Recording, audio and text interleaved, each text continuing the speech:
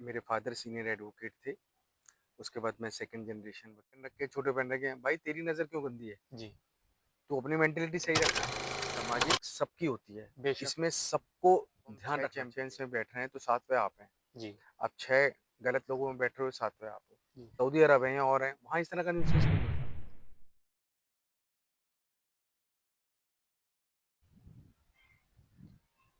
नमस्कार, आदाब, सत श्री अकाल। मैं आपका अपना आमिर खान। आज का कंटेंट जो हम लेके आए हैं, ये 13 से 19 साल वाले जो मेरे भाई बंधु हैं ना, उनको ज़रूर देखना चाहिए। उनके लिए बहुत इम्पोर्टेंट चीज़ें हैं और वीडियो शुरू करते हैं, अपने गेस्ट से मिलवाते हैं। हमारे साथ हैं मुकुल यादव जी, एडवोकेट मुकुल यादव जी। सर नमस्कार। नमस्कार भैया। और हम सर से जानकारी लेंगे कि क्रिमिनल्स के बारे में और कोर्ट में होने वाली बातचीतों के बारे में। तो आइए सर से शुरू करते हैं बातचीत। सर पहला सवाल मेरा ये है कि आप वकालत लाइन में किस तरीके से आए? आप एडवोकेट लाइन में कैसे आए? मैं वकालत में इस तरीके से आया। मेरे फादर सीनियर एडवोकेट थे। उसके बाद मैं सेकंड जनरेशन वकील हूँ। घर में वकालत का एटमॉस्फेयर था, फिर मेरा भी टेस्ट था, तो मैंने एलएलबी पास करके ज्वाइन करी है। ठीक है सर। और सर जो हैं क्रिमिनल लॉयर हैं, तो सर एक अपराधी जो है, अपराध की दुनिया में जो कदम रखता है, तो वो किस प्रकार शुरुआत करता है? थोड़ा उसके बारे में जानकारी दीजिए। आमिर भाई, पहले जो क्राइम में आता था वो मजबूरीवश आता था। कुछ परिस्थितियां ऐसी होती थी, उनके साथ ज्यादती हो गई या कोई और कारण हो गए, तो वो क्राइम की दुनिया में आ जाता जी, था। आज की डेट में जो हम पिक्चर्स देखते हैं उसमें वायलेंस वल्गर बहुत है। दूर के ढोल सुहाने वाली बात, उससे नई जनरेशन जो है वो जल्दी अट्रैक्ट होती है कि पता नहीं क्राइम में क्या है, ऑरा बनाना, एक दबदबा बनाना। जबकि ये कोई लॉन्गेविटी इसमें नहीं होती। आदमी सोचता नहीं, कर जाता है और उसके बाद वो ताज़ जिंदगी पछताता है। उसकी फैमिली सफ़र करती है। सामाजिक जो दायरा होता है वो कम हो जाता है। लोग बचते हैं और कहीं ना कहीं आप अपने पैसे के प्रभाव से, पॉलिटिकल अप्रोच से कुछ भी करो, लेकिन ईश्वर तो देखता है। जी, तो मेरा तो नई जनरेशन को ये है कि आप पॉजिटिव लो, अच्छी सोच रखो, सेहत पे ध्यान दो, डाइट पे ध्यान दो, कसरत पे ध्यान दो। और दूसरा, आज की डेट में एक सबसे इम्पोर्टेंट बात है, जो पिक्चर्स अब हमारे यहाँ आता है, पहले जो पिक्चर्स आती थी उसमें एक सामाजिक मैसेज होता था जी, सुधारने का, या कुछ अच्छा ज्ञान देते थे। ये भी मीडिया में भी आप ये मान के चलिए, जो पिक्चर हैं ये आज की डेट में बहुत बड़ा कारण है। जो कुछ अच्छा मैसेज है, देखिए सिर्फ ये इस तरह का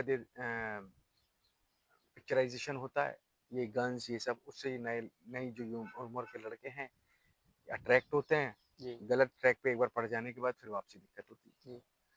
तो मैंने अभी बोला था कि 13 से 19 साल वाले जो मेरे भाई हैं, उनके लिए स्पेशल ये वीडियो है। और सर दूसरा सवाल मेरा इसी से रिलेटेड है कि क्रिमिनल कह लीजिए, गैंगस्टर कह लीजिए, बदमाश कह लीजिए, आज की डेट में सोशल मीडिया का दौर है। और सोशल मीडिया पे हम देखते हैं कुछ गैंगस्टर्स जिन्होंने कि एक टाइम पे गैंगस्टर थे, आज की डेट में वो ये सब छोड़ चुके हैं, एक्स गैंगस्टर कहलाते हैं, किसी पार्टी से जुड़ चुके हैं। तो सर उनकी लाइफ, या जो अभी भी गैंग्स ऑपरेट कर रहे हैं, उनकी लाइफ में क्या-क्या, मतलब जो हम ऑनलाइन देख पा रहे हैं, सोशल मीडिया पे जो उनका एक ऑरा है, एक उनके साथ सिक्योरिटी चल रही है, लोग उससे बहुत प्रभावित हैं। तो उनकी रियलिटी क्या है, उसके बारे में थोड़ा बताइए? प्रभावित देखो, कुल मिला के, जैसा कि आपका कहना है कि जो पहले गैंगस्टर्स थे अब वो एक्स हो गए हैं, वो नहीं करते भाई। जो टीवी पे दिखता है या जो दिखाई देता है वो और प्रैक्टिकल लाइफ में बहुत फर्क होता है। जी, ठीक है ना?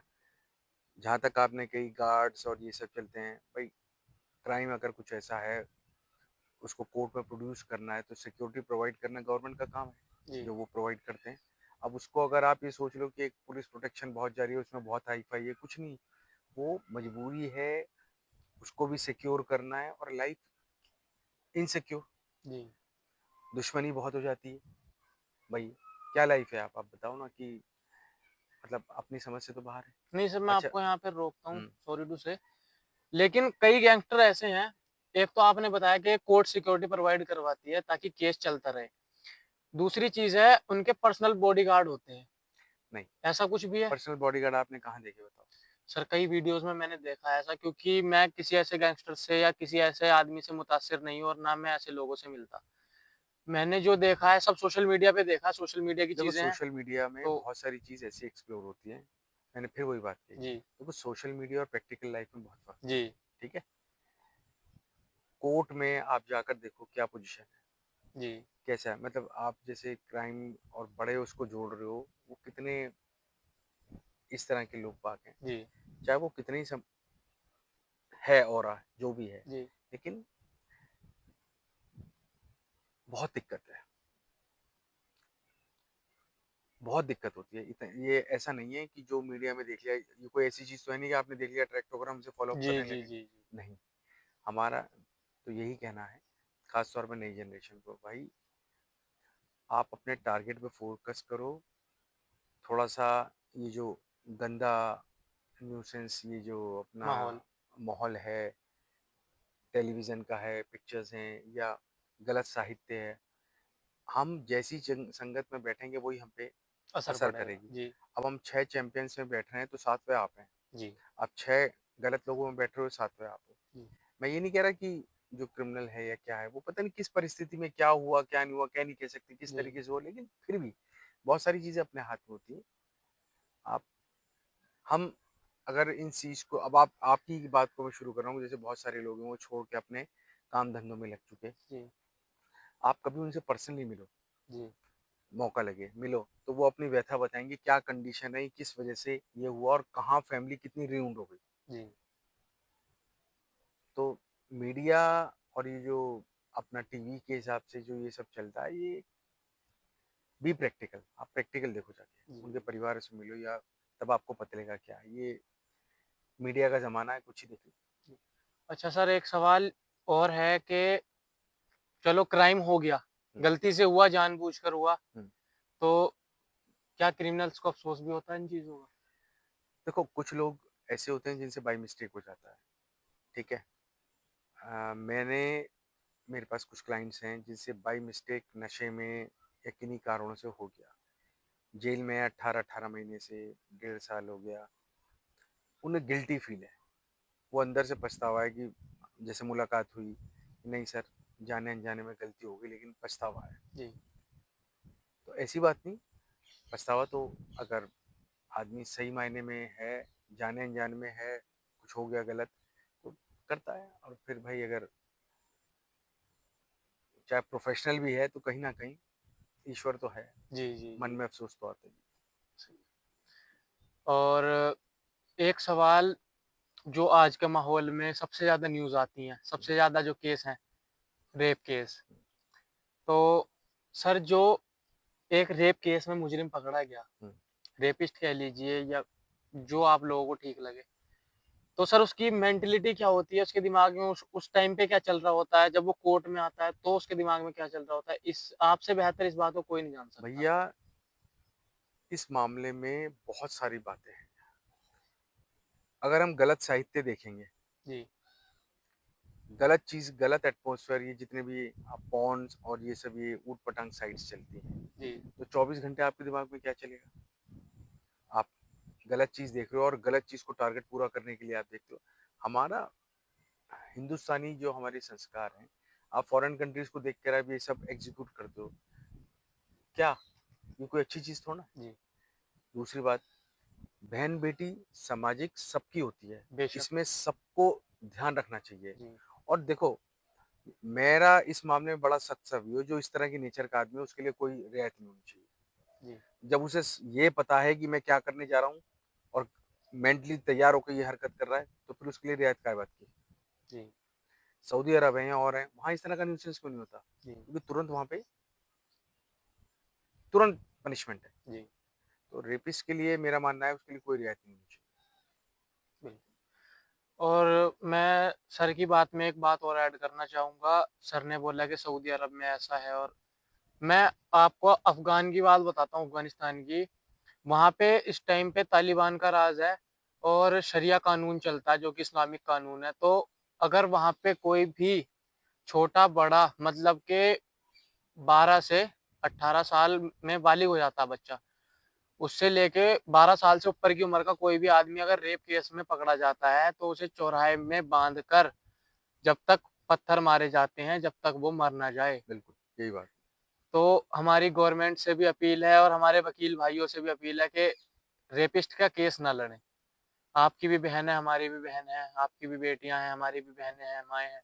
और एक एक चीज़ और सर, लोग बोलते हैं कि उसने कपड़े छोटे पहने थे, हुँ। तो 90-90 साल की औरतों का रेप हो रहा है।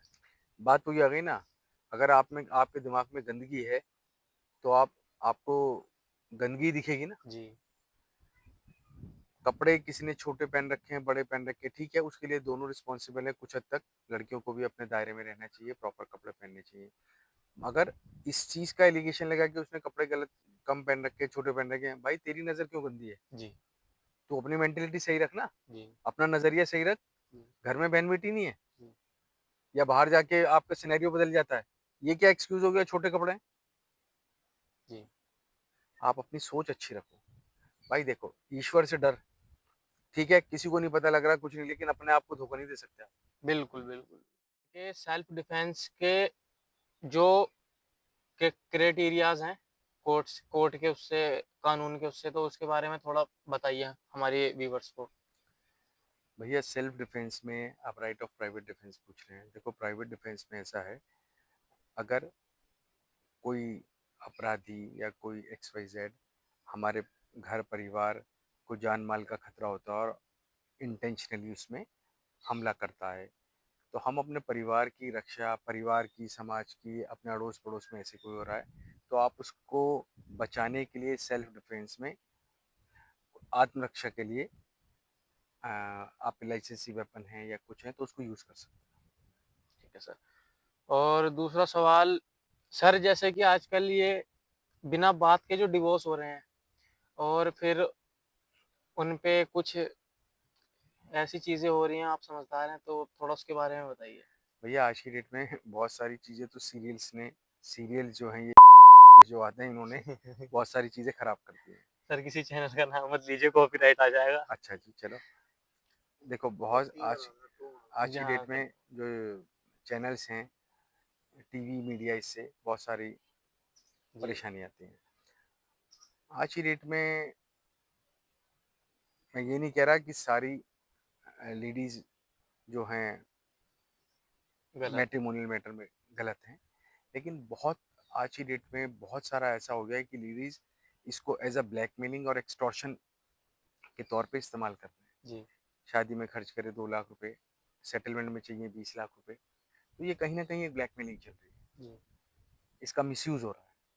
लेकिन ऐसा नहीं है, कोर्ट भी देखती है, माँगने को कोई कुछ भी माँग ले, अगर कोर्ट किस लिए बैठी है? इसलिए तो बैठी है, अगर वो जस्टिफाई देखती है कि भाई जो जेन्युइन है तो उसको ग्रांट करती है, नहीं होता तो उसको वेव आउट कर देती है, खत्म। तो कमेंट करके बताइएगा ये जानकारी कैसी लगी, और जब तक के लिए हमें दीजिए आज्ञा।